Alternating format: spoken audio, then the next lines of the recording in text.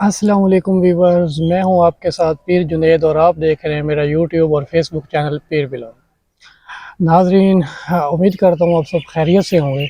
यहाँ पे कुछ ख़बरें हैं सियासी और अदालती, उन पे आपसे डिस्कस करेंगे आपके साथ। सबसे पहले तो पाकिस्तान तहरीक इंसाफ के लिए एक बड़ी ख़बरें दो ये थी आज देखने में आई कि अली मोहम्मद ख़ान साहब जो हैं, पेशावर हाई कोर्ट में उनको बेल मिली और उनको रिलीज़ करने के पेशावर हाई कोर्ट ने ऑर्डर जारी किए।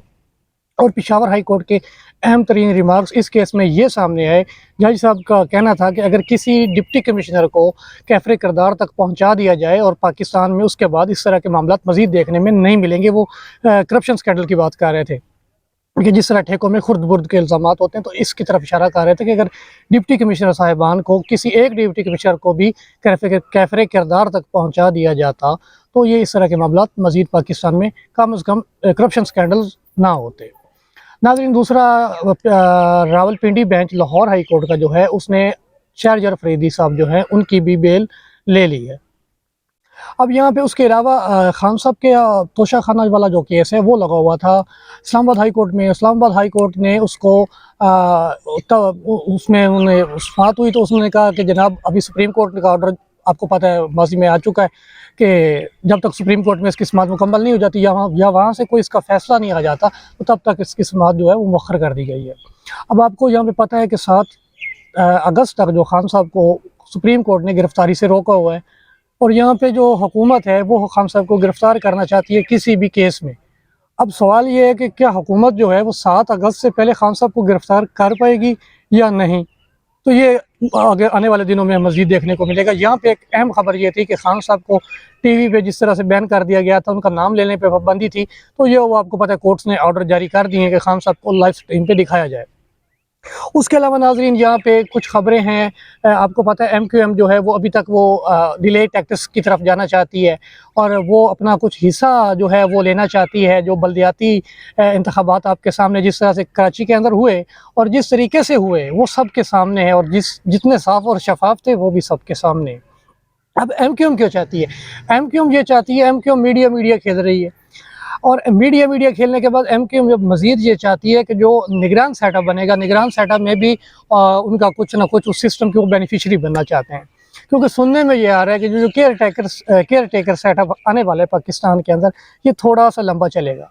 अब थोड़ा-सा लंबा का मतलब हम मार्च अप्रैल भी ले सकते हैं, लेकिन ये कितना लंबा होगा तो ये पेशन गोई करना कबल अज़ वक़्त होगा। इसका फ़ैसला तो तब भी होगा जब पाकिस्तान में जनरल इलेक्शन होंगे और इंशाल्लाह होंगे, लेकिन कब होंगे ये आने वाला वक्त बताएगा। उसके अलावा वो जज साहब का एक केस आया हुआ, जज साहब की वो वाइफ़ जो है, उन्होंने वो उनको पुलिस अरेस्ट करने के चक्कर में थी लेकिन अरेस्ट नहीं कर सकी। वो बच्ची पे तशद्दुद जो हुआ घरेलू मुलाज़िमा पे।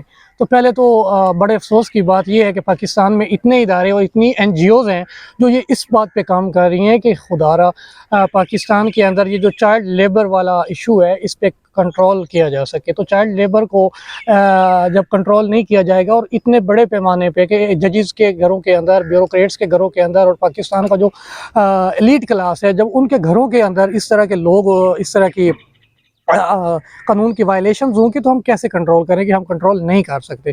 तो इसके लिए हमें इनफरादी तौर पर, हमें इज्तमाही तौर पर जो है इसमें अपना किरदार अदा करना, हिस्सा डालना है। और वो सब बच्चे, वो पाकिस्तान के वो तमाम बच्चे जिनकी उम्र 18 साल से कम है और उनसे जबरी मुशक्कत अगर ली जा रही है तो वो खिलाफ़े कानून है, उसकी कोई पाकिस्तान के कानून में गुंजाइश नहीं है। उसकी जितनी भी इस वाक़े की मज़म्मत की जाए वो कम है।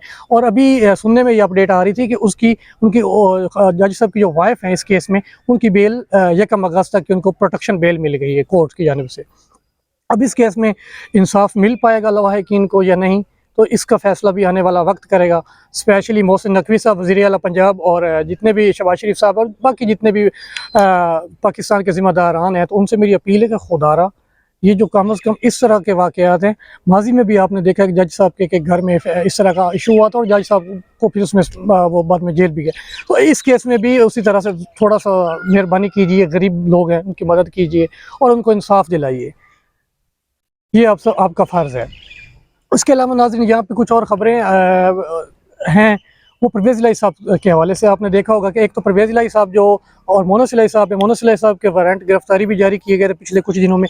और मोनस इलाही साहब जो हैं और परवेज़ इलाही साहब उनकी जदादों की असासों की फिर से वो पड़ताल की तरफ मामला चले गए।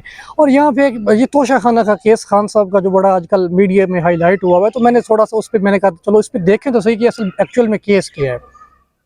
तो मुझे पता चला ये वो केस है कि जब वो हाइड पार्क वाली प्रॉपर्टी हसन नवाज साहब की थी, तो हसन नवाज साहब की वो प्रॉपर्टी हसन नवाज साहब से जब उसके वो कागजात मांगने के बारे में बातें हुई और मीडिया ट्रायल हुआ उनका कि इसके डॉक्यूमेंट्स किधर से हैं, ये पैसा आपके पास कहाँ से है, तो उन्होंने मलिक रियाज साहब के जो बेटे अली साहब हैं उनको मुबैना तौर पर वो सेल कर दी थी। जब सेल कर दी तो उन्होंने कोई 20 अरब डॉलर के आसपास सेल की। अच्छा, जब उनको सेल की तो खान साहब के दौर हुकूमत में अभी जो नैब का जो सीनियर तरीन 5 जो एग्जीक्यूटिव कमेटी है नैब की, उसमें 5 सीनियर तरीन जो मेंबर बैठे हुए खान साहब के दौर में भी यही थे। तो इनकी मौजूदगी में इनको पता चला कि वो जो डील हुई उनकी बरतानवी एजेंसी की और मलिक रियाज साहब के बेटे की, और वो पसे पर्दा, तो नैब को पता चला और नैब ने वो पैसे मंगवाए।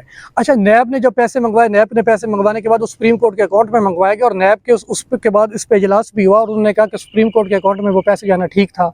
अगर यही नैब के ऑफिसर थे उस टाइम सुप्रीम कोर्ट के अकाउंट में पैसे, सुप्रीम कोर्ट ऑफ पाकिस्तान के अकाउंट में वो पैसा जाना ठीक था, तो मतलब खान कसूरवार कैसे है? मुझे इस बात का समझ नहीं आई।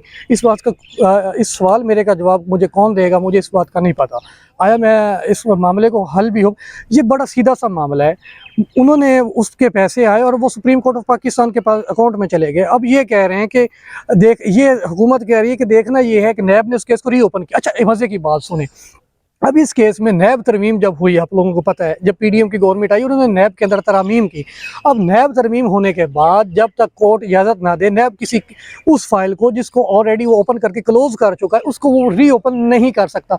लेकिन इस केस में टोटली डिफरेंट, मतलब कोई कानून नहीं, कोई आइन नहीं, ये कैसे हो सकता है? दो कानून कैसे हो सकते हैं? जब ये नैब तरमीम में ये बात वाज़ेह है कि जब तक अदालत इजाज़त नहीं देगी, फाइल जो बंद कर देगा नैब, उसको रीओपन नहीं करेगा, तो नैब ने अदालत से इजाज़त लिए बिना इसको रीओपन कर दिया है। तो वो पैसे सुप्रीम कोर्ट के अकाउंट में पड़े। हुकूमत को चाहिए एक पटिशन डाल दे सुप्रीम कोर्ट में कि भाईजान आपके पास ये पैसे पड़े हैं, ये मलिक साहब वाले, तो हमें वो ट्रांसफ़र कर दें, तो वो उनके अकाउंट में ट्रांसफ़र हो जाएगी। इतनी सी बात है।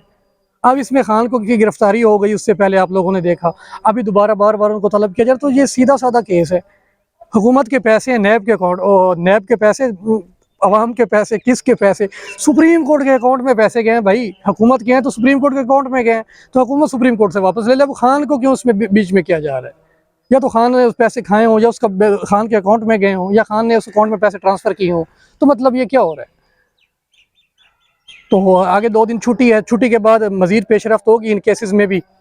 और देखने में ये आ रहा है कि इसमें थोड़ा सा जैसे जैसे हुकूमत के दिन घर जाने के करीब आते जा रहे हैं, वैसे वैसे जो वो इंतकामी कार्रवाइयाँ हैं उसमें भी इजाफा देखने में आ रहा है। और मज़े की बात यहाँ पे ये है कि हुकूमत 9 की रात को चली जाएगी राना सनाउल्लाह साहब के बकौल।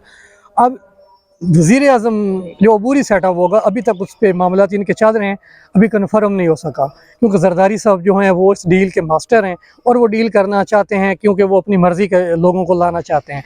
क्या नवाज़ शरीफ साहब इसमें कामयाब हो पाएंगे, या क्या जो पीडीएम की गवर्नमेंट है वो ज़रदारी साहब को नाराज़ करके अपनी मर्ज़ी का केयर टेकर सेटअप ले आएगी जिसमें ज़रदारी साहब की मर्ज़ी शामिल नहीं होगी? तो ये सवाल अपनी जगह पे है।